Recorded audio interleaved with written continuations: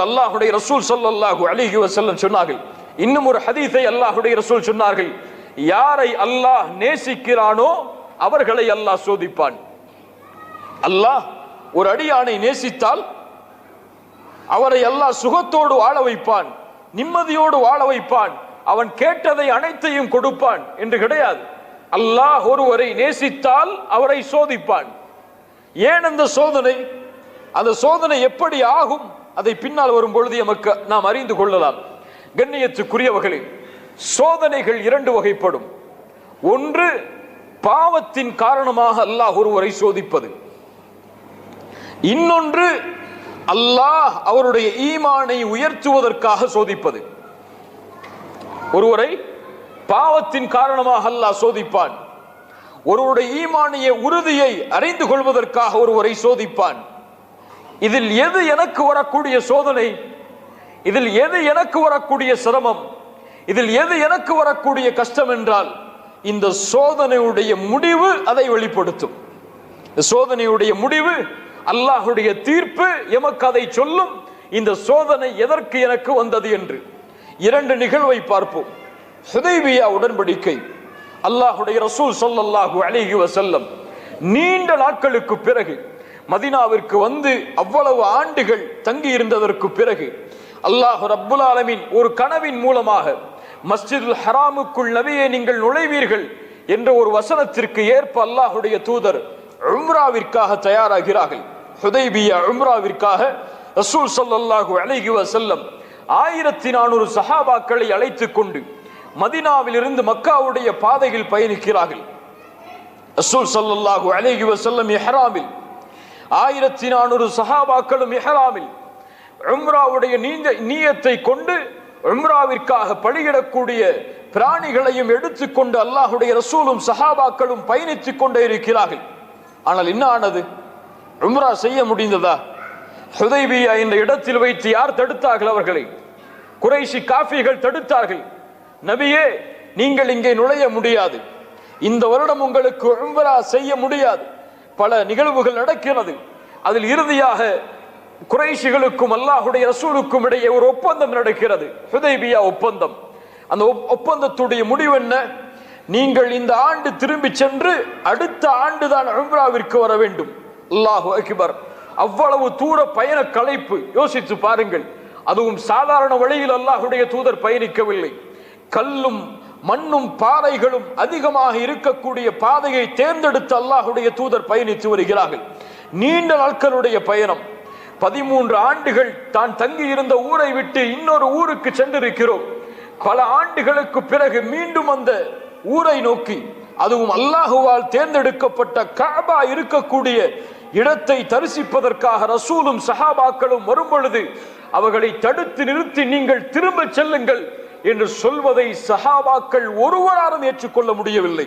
நிகழ்வு தெரியும் தானே நமக்கு. உமர் இப்னுல் கத்தாப் ரலியல்லாஹு அன்ஹு இந்த ஒப்பந்தம் போடப்பட்டதற்கு பிறகு ரசூல் ஸல்லல்லாஹு அலைஹி வஸல்லம் அவர்களிடத்திலே கேட்கிறார்கள், அல்லாஹுடைய ரசூலே, நாம் சத்தியத்தில் இல்லையா? அல்லாஹ் எம்மை சத்தியத்தில் ஆக்கவில்லையா?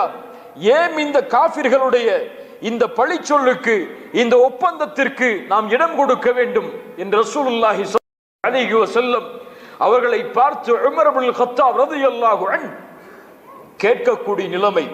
ஆனால் இந்த சோதனை அல்லாஹுடைய புறத்திலிருந்து கொடுக்கப்பட்ட இந்த சோதனை, ரசூல் ஸல்லல்லாஹு அலைஹி வஸல்லம் அவர்களும் சஹாபாக்களும் இதை ஒரு சோதனையாக ஏற்றுக்கொண்டதால் அல்லாஹ் இன்னா ஃபதஹ்னா லக ஃபத்ஹம் முபீனா, இந்த சோதனையிலிருந்து வெற்றி கண்டு திரும்பி செல்லக்கூடிய வழியில் அல்லாஹ் இறக்குகிறான்.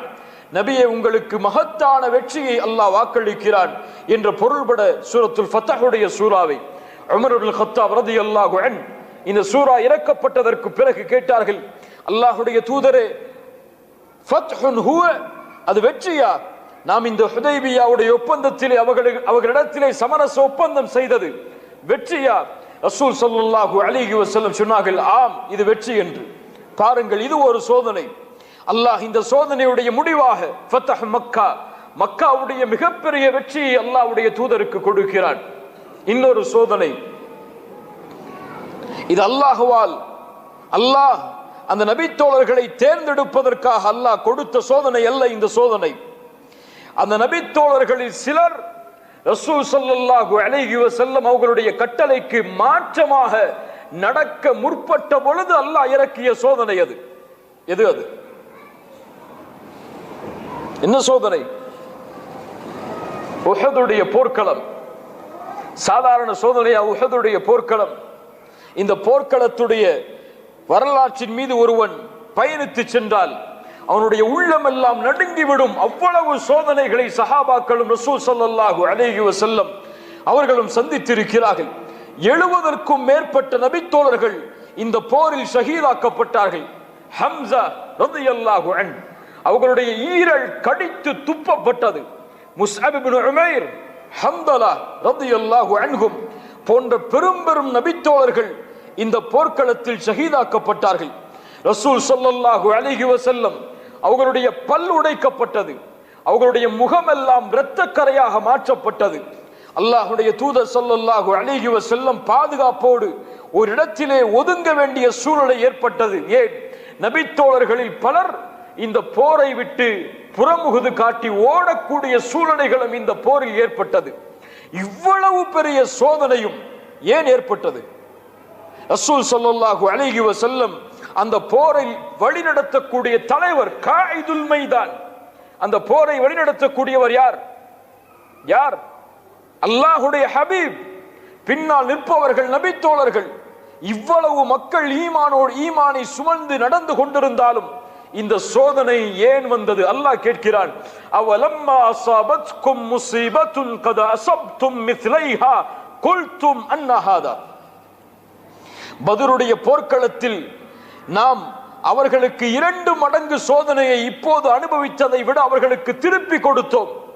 ஆனால் ஏன் இந்த போர்க்களத்தில் நாம் சோதிக்கப்பட்டோம் என்று நபியை இவர்கள் கேட்கிறார்கள். குல்தும் அன்ன ஹாதா.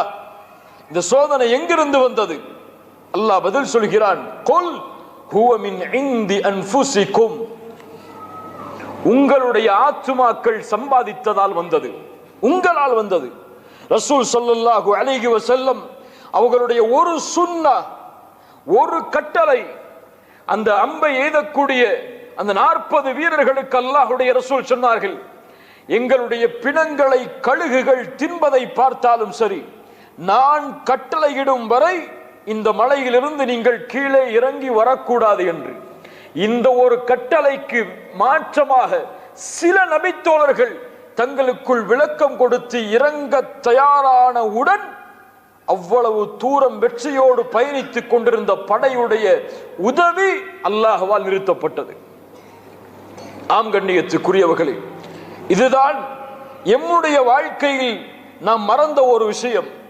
எமக்கு ஒரு கஷ்டம் வருகிறது என்றால், எமக்கு ஒரு துன்பம் வருகிறது என்றால், சோதனையால் எம்முடைய வாழ்க்கை சூழ்கிறது என்றால், எந்த சோதனையாக இருக்கலாம், குடும்பத்திலே ஏற்படக்கூடிய சோதனையாக இருக்கலாம், செல்வத்திலே ஏற்படக்கூடிய சோதனையாக இருக்கலாம், பிள்ளைகள் மூலமாக ஏற்படக்கூடிய சோதனைகளாக இருக்கலாம்.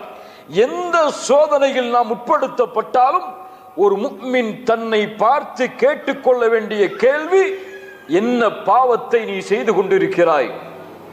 எந்த பாவத்தில் நீ நடந்து கொண்டிருக்கிறாய்? ஏன் நீ சோதிக்கப்படுகிறாய்?